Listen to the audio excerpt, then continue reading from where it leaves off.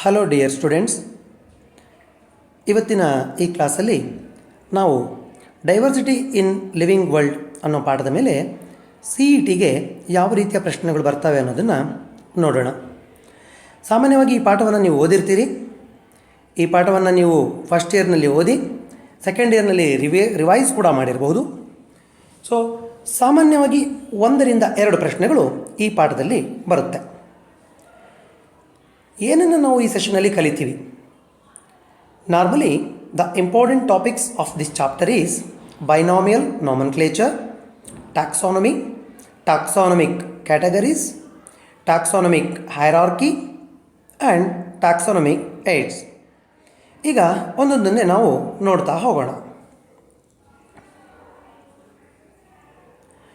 What is binomial ನಾಮನ್ಕ್ಲೇಚರ್?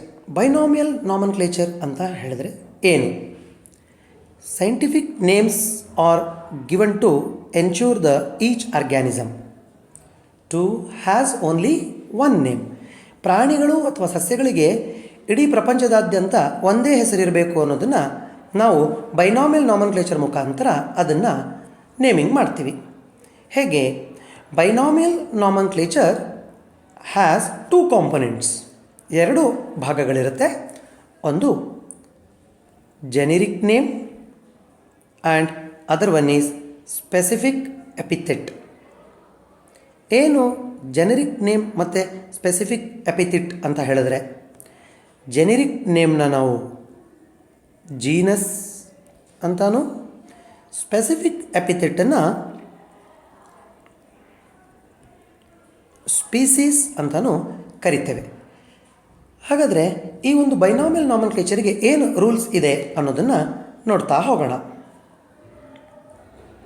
ಅದಕ್ಕಿಂತ ಮುಂಚಿತವಾಗಿ ಈ ಬೈನಾಮಿಯಲ್ ನಾಮನ್ಕ್ಲೇಚರ್ನ ಪ್ರಪೋಸ್ ಮಾಡಿದಂತಹ ಸೈಂಟಿಸ್ಟ್ ಯಾರು? The scientist who proposed the binomial nomenclature is Carolus Linnaeus. Carolus Linnaeus ಅನ್ನುವಂತಹ ವಿಜ್ಞಾನಿ ಈ ಒಂದು ಬೈನಾಮಿಯಲ್ ನಾಮನ್ಕ್ಲೇಚರ್ನ ಬಗ್ಗೆ ನಮಗೆ ಪರಿಚಯವನ್ನು ಮಾಡಿಕೊಟ್ಟಿದ್ದು. Then universal rules of binomial nomenclature. ಹಾಗಾದರೆ ಏನೆಲ್ಲ ರೂಲ್ಗಳನ್ನು ಬಳಸಿ ನಾವು ಬೈನಾಮಿಯಲ್ ನಾಮನ್ಕ್ಲೇಚರನ್ನು ಮಾಡಬೇಕಾಗುತ್ತೆ? ಒಂದು, biological names are latinised or derived from Latin. That means ಈ ಒಂದು ಹೆಸರುಗಳನ್ನು ನಾವು ಲ್ಯಾಟಿನ್ ಭಾಷೆಯಿಂದನೇ ತಗೊಂಡಿರಬೇಕಾಗುತ್ತೆ.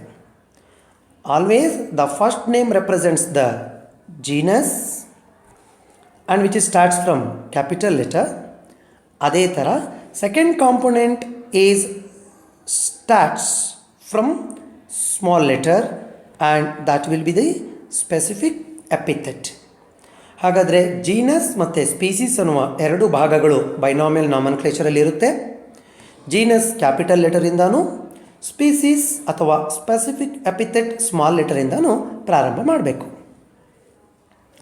Along with that both the names are separately underlined. ನೀವು ಬರೆದಂಥ ಹೆಸರನ್ನು ಪ್ರತ್ಯೇಕವಾಗಿ ನಾವು ಅಂಡರ್ಲೈನ್ ಮಾಡಬೇಕಾಗತ್ತೆ ನಾವು ಅದನ್ನು ಬರೆದಾಗ.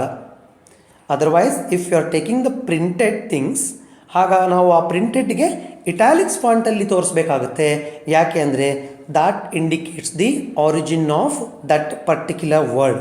ಅಂದರೆ ಅದು ಯಾವ ಲ್ಯಾಂಗ್ವೇಜಿಂದ ಬಂದಿದೆ ಅನ್ನೋದನ್ನು ತೋರಿಸೋಕ್ಕೆ, especially the origin of Latin, ಅದು ಲತಿನ್ನಿಂದ ಬಂದಿದೆ ಅಂತ ತೋರಿಸಲಿಕ್ಕೆ ನಮಗೆ ಅನುಕೂಲ ಆಗುತ್ತೆ.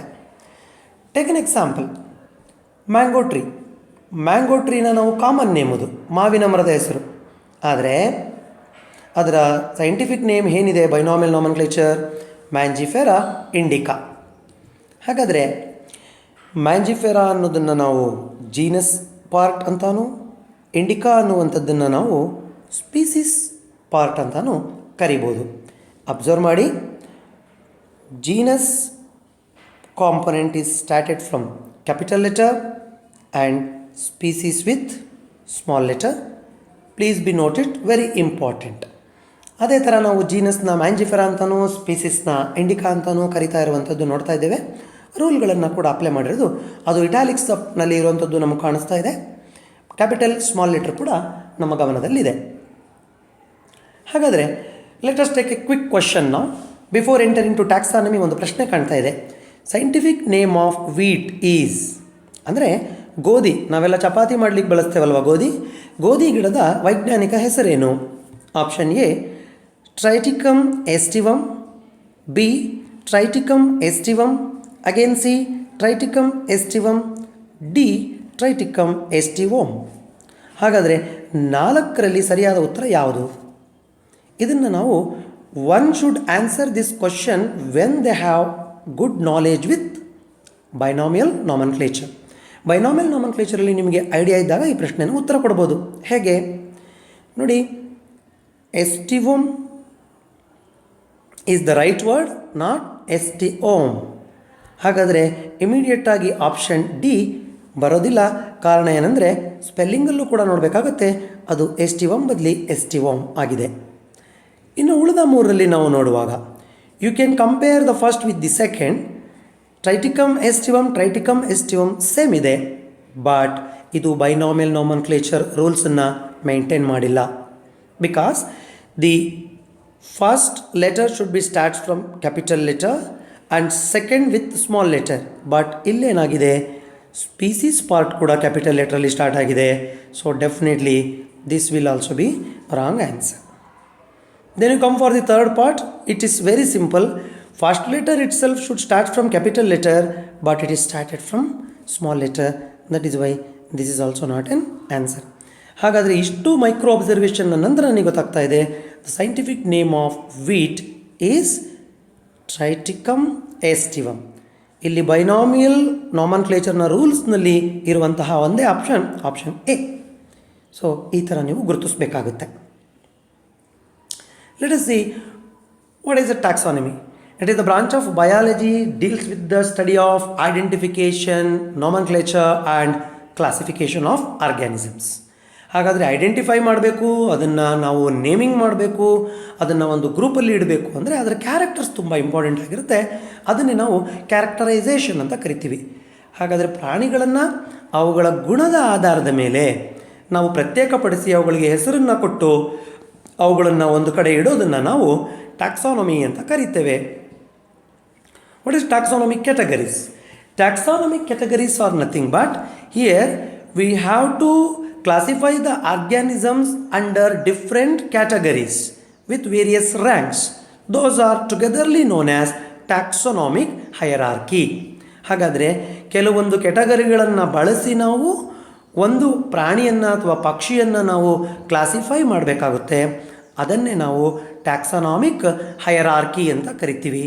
ಆ ಟ್ಯಾಕ್ಸಾನಮಿಕ್ ಹೈರಾರ್ಕಿಯಲ್ಲಿರುವ ಪ್ರತಿಯೊಂದು ಟ್ಯಾಕ್ಸಾನ್ ಅಥವಾ ಪ್ರತಿಯೊಂದು ರ್ಯಾಂಕನ್ನು ನಾವು ಟ್ಯಾಕ್ಸಾನ್ ಅಂತ ಹೇಳಿ ಕರಿತೀವಿ.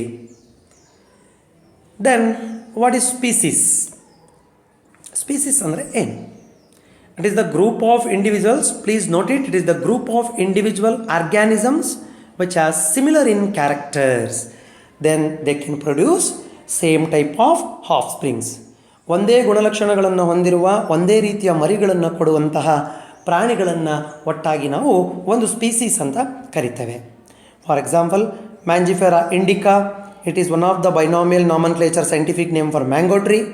ಅದೇ ಥರ ಸೊಲನಮ್ ಟ್ಯುಬೆರೋಸಮ್ ಅಂದರೆ ಪೊಟ್ಯಾಟೊ ಗಿಡಕ್ಕೆ ಇರುವ ಹೆಸರು. ಪ್ಯಾಂಥೆರೋಲಿಯೋ ಅಂತ ಅಂದರೆ ಅದು ಸಿಂಹಕ್ಕೆ ಇರುವಂತಹ ಅಥವಾ ಲಯನ್ನಿಗೆ ಇರುವಂತಹ ಹೆಸರು.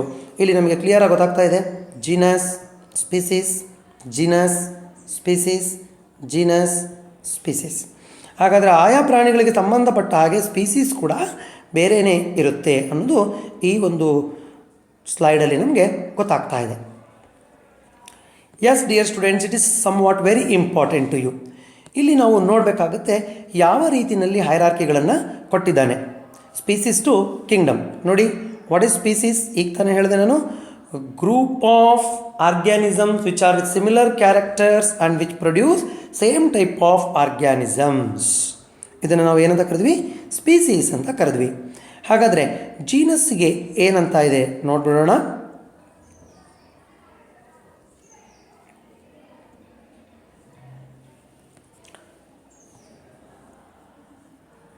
ಎಸ್, ಜೀನಸ್ ಅಂತ ಹೇಳಿದ್ರೆ ಏನು? ಜೀನಸ್ ಅಂತ ಹೇಳಿದ್ರೆ, so group of species they comes under a particular genus. ಹಲವಾರು ರೀತಿಯ ಬೇರೆ ಬೇರೆ ಸ್ಪೀಸೀಸ್ಗಳು ಒಟ್ಟಾಗಿ ಬರುವ ಒಂದು ರ್ಯಾಂಕ್ ಅಥವಾ ಟ್ಯಾಕ್ಸಾನನ್ನು ಜೀನಸ್ ಅಂತೇವೆ. ಅದೇ ರೀತಿ group of genus which comes under one family, group of families comes under one order, and group of orders may comes under one class, and group of class may comes under a phylum or division. Group of phyla, otherwise division, which comes under the largest hierarchy is known as kingdom. ಇದರಿಂದ ನಾನು ಹೇಳಕ್ಕೆ ಇಷ್ಟಪಡ್ತೀನಿ ಅಂದರೆ, once you should completely thorough with this flow chart, either species to kingdom or kingdom to species. ಯಾವಾಗ ನೀವು species to kingdom ಹೋಗ್ತೀರಿ, definitely specificity will be decreases where lots of characters will increase. But when you come down to species, that means towards species, ಅಲ್ಲಿ ನಿಮಗೆ ಗುಣಲಕ್ಷಣಗಳು specify ಆಗ್ತಾ ಹೋಗ್ತವೆ. Then largest taxon is the kingdom and lowest taxon is species ಅನ್ನೋದನ್ನು ಇದರಿಂದ ನಾವು ಗುರುತಿಸಬೇಕಾಗತ್ತೆ. ಅಂದರೆ phylum ಅಥವಾ ಡಿವಿಷನ್ ಅಂದರೆ ನಿಮ್ಗೆ ಹೇಳ್ಬಿಡ್ತೀನಿ ನಾನು. ಫೈಲಮ್ನ ಏನಕ್ಕೆ ಬಳಸ್ತೀವಿ ನಾವು? Normally phylum it consists of related classes which having similar character. Division ಯಾಕೆ ಬಳಸ್ತೇವೆ? The phylum we are normally use to classify the animals, but the division which is particularly we will use to classify the plants. ಹಾಗಾದರೆ ಪ್ರಾಣಿಗಳನ್ನು classify ಮಾಡೋಕ್ಕೆ phylum, ಸಸ್ಯಗಳನ್ನು classify ಮಾಡಲಿಕ್ಕೆ ಡಿವಿಷನನ್ನು ಬಳಸ್ತೇವೆ ಅನ್ನೋದು ನಮ್ಮ ಗಮನದಲ್ಲಿ ಇರಲಿ. Yes dear students, let us take up ಅನ್ನೋದ quick question. The hierarchy which is placed before family is, before family is. ಹಾಗಾದರೆ ಇದರಲ್ಲಿ ಯಾವ ಹೈರಾರ್ಕಿ ಫ್ಯಾಮಿಲಿಗಿಂತ ಮುಂಚೆ ಬರುತ್ತೆ ಅನ್ನೋದನ್ನು ನಾವು ನೋಡಬೇಕಾಗುತ್ತೆ. ಡೆಫಿನೆಟ್ಲಿ ಸ್ಪೀಸೀಸ್ಗಿಂತ ಮುಂಚೆ ಯಾರು ಬರ್ತಾರೆ ಅಂತ ಕೇಳಿದರೆ ಜೀನಸ್ ಅಂತ ಬರಿಬೋದಿತ್ತು, ಹೌದಲ್ವಾ? ಆರ್ಡರಿಗಿಂತ ಮುಂಚೆ ಯಾರು ಬರ್ತಾರೆ ಅಂತ ಕೇಳಿದರೆ ಕ್ಲಾಸ್ ಬರಿಬೋದಾಗಿತ್ತು. ಅದೇ ರೀತಿಯಲ್ಲಿ ಇಲ್ಲಿ ಫೈಲಮ್ಗಿಂತ ಮುಂಚೆ ಯಾರು ಬರ್ತಾರೆ ಅಂತ ಕೇಳಿದರೆ ಕಿಂಗ್ಡಮ್ ಬರಿಬೋದಿತ್ತು. But order is the right answer for this. ಹೇಗೆ ಗೊತ್ತಾಗುತ್ತೆ? Let us take up again that hierarchy here. Before the family who is placed here? That is order.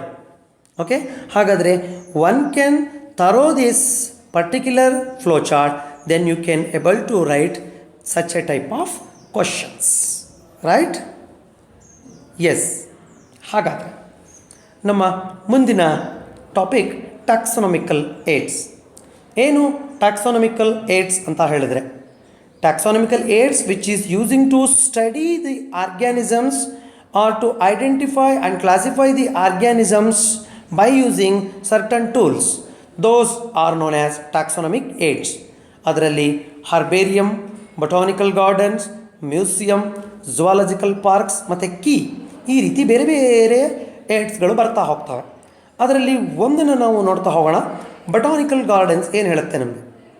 Regarding to botanical gardens, the famous botanical garden which is present in Kew, that is present in England. Indian botanical garden ಎಲ್ಲಿದೆ? Howrah of India. At the same time national botanical garden research institute which is present in Lucknow. ಹಾಗಾದರೆ ಈ ಆಧಾರದ ಮೇಲೆ ಕೂಡ ಪ್ರಶ್ನೆಗಳನ್ನು ಕೇಳ್ಬೋದು. What is botanical gardens?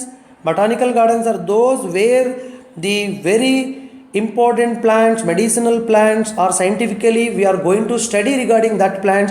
We will go into just pot it in a particular area and we will going to cultivate in a particular area, and those plants will going to give information regarding particular aspects. Then let us see a quick question regarding this. Where the National Botanical Research Institute is present?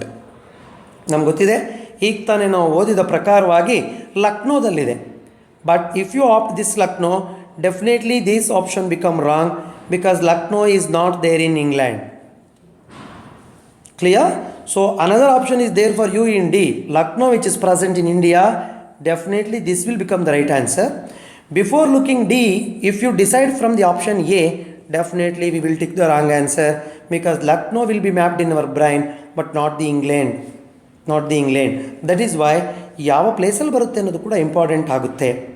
Then Q, which is not there in India, definitely which is in England. Similarly ಅದೇ ಥರ ನಾವು ನೋಡ್ತಾ ಹೋಗ್ತೀವಿ ಅಂತ ಅಂದರೆ ಹೌರಾ ಇಂಡಿಯಾದಲ್ಲಿ ಬರುತ್ತೆ, ಅದು ಕೂಡ ಒಂದು botanical garden. But national botanical research institute ಅಂತ ಬಂದಾಗ definitely which is present in Lucknow, that Lucknow is present in India only. What is the key ಅಂತ ಹೇಳಿದ್ರೆ ಈಗ ತಾನೇ ನಿಮ್ಮ ಜೊತೆ ನಾನು ಹೇಳ್ತಾ ಇದ್ದೆ. So one of the taxonomical aids, key which is using to identification of plants and animals based on their similarities and differences.